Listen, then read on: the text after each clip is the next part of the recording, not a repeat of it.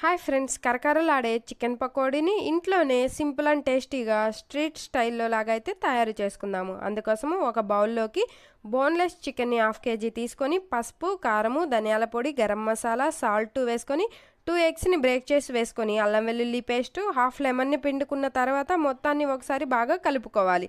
ఇప్పుడు తర్వాత ఇందులోకి 1 కప్పు శనగపిండి, 1 కప్పు కార్న్ఫ్లోర్, కొంచెం రైస్ ఫ్లోర్ వేసుకొని కలుపుకోవాలి. ఇలా కలుపుకోవడం వలన చికెన్ పకోడీ అనేది మంచి టేస్ట్ అయితే ఉంటుంది. ఇందులోకి 2 రెమ్మల కరివేపాకు, కొత్తిమీర, సన్నగా కట్ చేసుకున్న పచ్చిమిర్చిల్ని వేసుకోవాలండి. వీటన్నిటికి కలుపుకొని 1/2 అవర్ పక్కన పెట్టుకోవాలి. ఇప్పుడు స్టవ్ పైన డీప్ ఫ్రైకి సరిపడా ఆయిల్ పెట్టి ఆయిల్ బాగా కాగినాక మీడియం ఫ్లేమ్లోకి ఉంచి చికెన్ పకోడీని ఒకదాని తర్వాత ఒకదాన్ని వేసుకొని 10 మినిట్స్ మీడియం ఫ్లేమ్లో ఫ్రై చేసుకుంటే మనకి చికెన్ పకోడీ అనేది రెడీ అయిపోతుందండి. అలా కాకుండా హై ఫ్లేమ్లో కనుక మనం ఫ్రై చేసుకుంటే చికెన్ లోపల పచ్చిగా ఉండిపోతుంది.